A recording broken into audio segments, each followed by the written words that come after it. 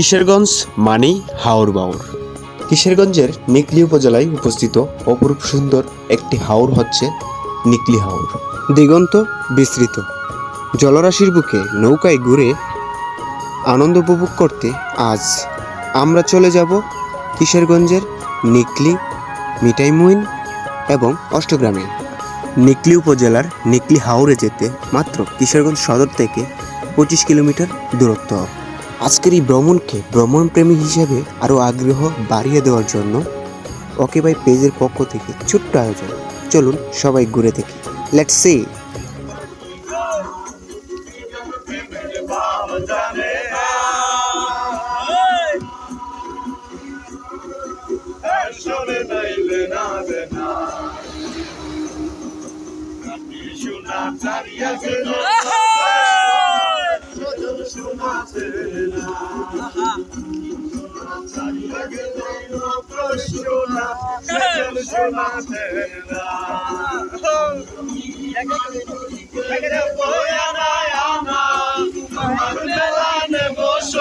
তোমার গানের শোনা ছবি গো, আমি ঘাটের মাঝি, তোমার কাছে পয়সা দেব না।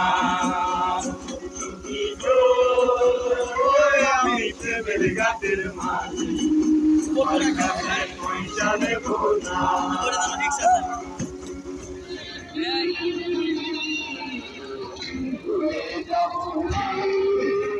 গাইস, ফাইনালি আমরা চলে আসছি নিকলী বেড়িবাঁধে। আর একটু সামনে গেলেই আমরা পেয়ে যাব হাওরে ভ্রমণ করার একমাত্র বাহন নৌকা, যেটা দিয়ে আমরা ঘুরে বেড়াতে পারবো হাওরের বিভিন্ন জায়গা। এই মধ্যে আমরা রয়েছি নিকলী বেড়িবাঁধ, আর কিছুক্ষণের মধ্যে আমরা রওনা হব মিঠাইবনের উদ্দেশ্যে। আপনারা দেখতে পাচ্ছেন আমার পিছনে এখানে ট্রলার, যে ট্রলার দিয়ে আমরা এখনই যাত্রাপথ শুরু করব। মাত্র 2000 টাকা দিয়েই একটি নৌকা ভাড়া করে নিলাম, আর এইটা দিয়েই আমরা ঘুরে বেড়াবো হাওরের বিভিন্ন জায়গা। চলুন ঘুরে দেখে আসি।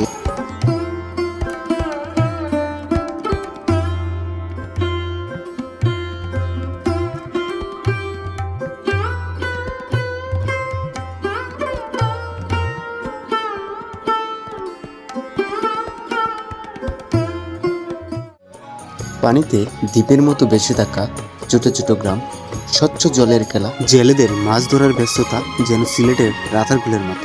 খাওয়ার জন্য হাওরের নানান ধরনের তাজা মাছ। এসব কিছু উপভোগ করতে হলে চলে আসতে হবে নিকলী হাওরে। নিকলীর এই অপরূপ সুন্দর হাওর ভ্রমণ হিসেবে আপনার মনে গেঁথে থাকবে আজীবন। বসন্তকালে তোমায় বলতে পারি এই হাওরের দৃশ্য আসলে কতটুকু সুন্দর আপনারা না আসলে কিন্তু অনুভব করতে পারবেন না। হাওর হাওর আসলে ব্যস্ততা জিনিসটা সারা জীবনেই থাকবে, তো ভালো থাকার জন্য এরকম হাওর বাওরে আসতে হবে।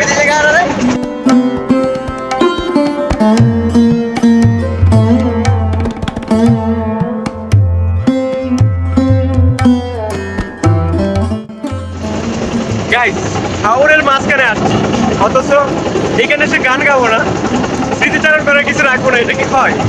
চলুন আমরা সবাই মিলে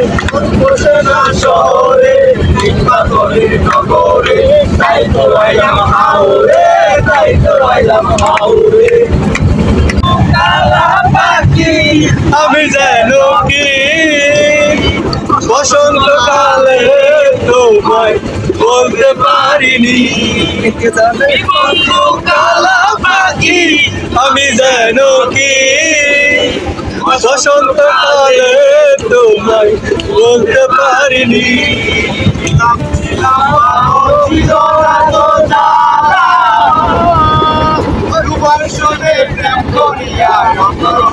তোমার এখানে এসে কেমন লাগছে?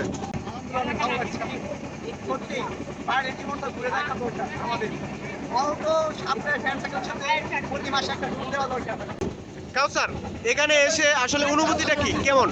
অনুভূতি বলে প্রকাশ করা যাবে না, কারণ শহরে জ্যাম জটে, শহরে পাত্র শহরের থেকে জীবনটাই জ্যাম জট হয়ে গেছে। ঠিক আছে, এরকম প্রকৃতির মাঝে এসে আমি অনেক অনুপ্রাণিত। অনেক উচ্ছ্বাসিত বলে বোঝানো যাবে না, ঠিক আছে? তো তামিম, এইখানে আসার পর আমরা যে ফ্রেন্ডসরা মিলে এখানে আসছি, আসলে এখানে আসার পর তোমার কেমন লাগবে সবকিছু মিলিয়ে বলবা কি? আসলে আমি এক কথাই বলবো যে এখানে আসার পর আমার মানে মন মানসিকতা সব কিছু চেঞ্জ। আমরা এসেছি কিশোরগঞ্জ নিকি হাউস, এখান থেকে আমরা এখন যাচ্ছি সেই মিঠাইমন। মিঠাইমন ট্রলার দিয়ে আমরা যাচ্ছি এখন সেই মিঠামইন রাষ্ট্রপতির এলাকায়। তো আসলে আমরা ফ্রেন্ড সার্কেল প্রায় 20 থেকে 25 জন এসেছি আমরা। তো অনেক ফ্রেন্ড সার্কেল আসে নাই, যারা আসে নাই তারা খুবই মিস করবে। এরকম আনন্দ কখনো টাকা দিয়ে কেনা যায় না, টাকা হলেই যে সব কিছু তা না। আসলে আমরা আসছি খুবই আনন্দিত, খুবই ভালো লাগতেছে আমরা যে সেই হাওড়ে আসছি। ধন্যবাদ তামিম তোমার অনুভূতি প্রকাশ করার জন্য। আর এসে কেমন লেগেছে অন্তর? আসলে আমরা হাওড়া আসছি সবাই মিলে, এখানে এসে দেখলাম যে অনেক কিছু দেখার মতো, ভালোই লাগতেছে আশা করি আমাদের। ধন্যবাদ অন্তর তোমার অনুভূতি প্রকাশ করার জন্য। এই হাওরের দৃশ্য সত্যিই অদ্ভুত। বর্ষাকালে একরকম আর শীতকালে অন্যরকম। অনেকটা পানিপথ পেরিয়ে অবশেষে আমরা চলে আসছি মিঠাইমনের জি ঘাট, তার পাশাপাশি 2-1 মিনিটের মধ্যেই আমরা কিনারে চলে যাব। এখান থেকে আমরা চলে যাব হাওরের বিভিন্ন দর্শনীয় স্থানগুলোতে।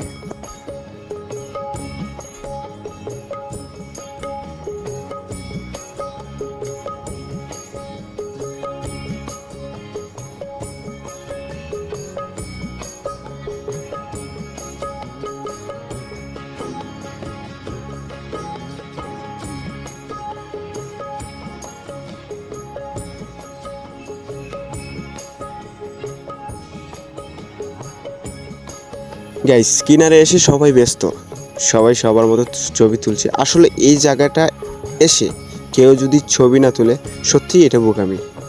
রাষ্ট্রপতির বাসভবনের সামনে থেকে ছোট্ট একটা লেগুনা ভাড়া করে নিলাম, আর এইটা নিয়েই আমরা এখন চলে যাব মিঠাইমনের দর্শনীয় স্থানগুলোতে।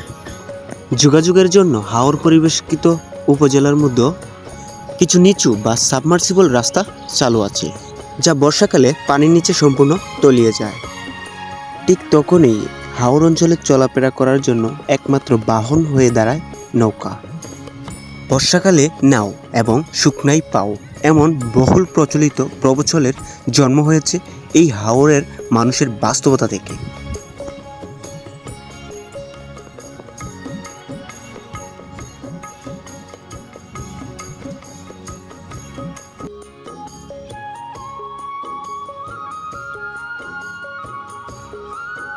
আমরা এখন রয়েছি 0 পয়েন্টে, আর এখান থেকে এখন চলে যাব অষ্টগ্রামে।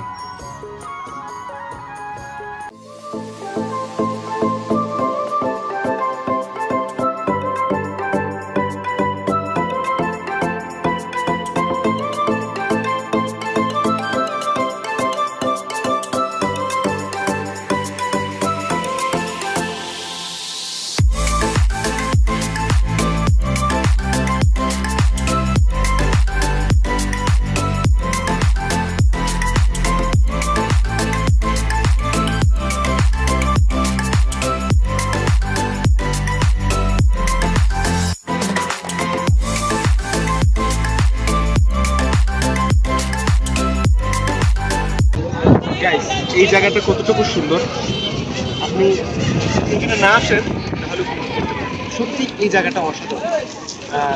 আমরা এখানে এসে অনেকক্ষণ ছবি তুললাম, এখানের পরিবেশ উপভোগ করলাম। এখন আমরা দুপুরে লাঞ্চ করবো, লাঞ্চ করে আবার আপনাদের সাথে ধন্যবাদ।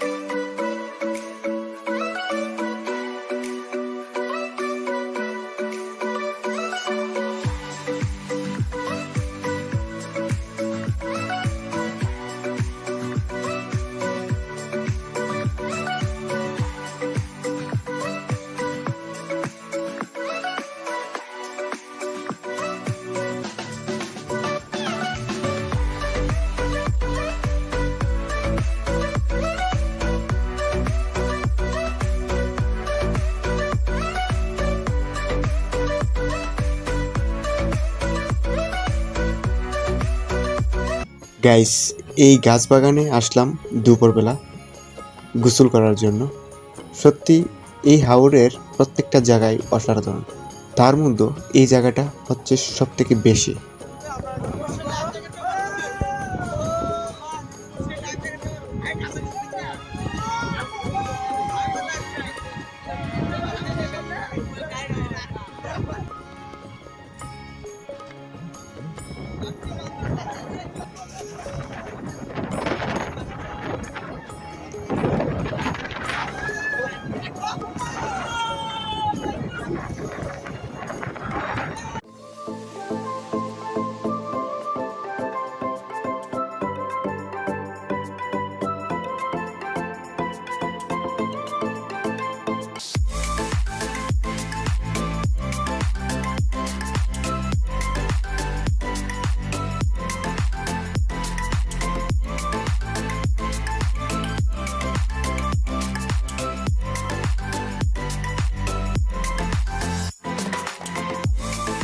গাইস, হাওর বাওরের ঐতিহ্য দেখার পর আমরা এখন চলে যাব আমাদের সবার গন্তব্যস্থলে। গাইস, গাছ বাগান থেকে আসার সময় সত্যি অনেক ভয় পেয়ে গেছিলাম, কারণ আমরা যে সময়টাতে ব্যাক করার কথা ছিল আমরা অনেক পরে ব্যাক করছি, যার জন্য কোনো ভিডিও করতে পারি নাই। ভিডিও করার মতো মন মানসিকতা তখন ছিল না।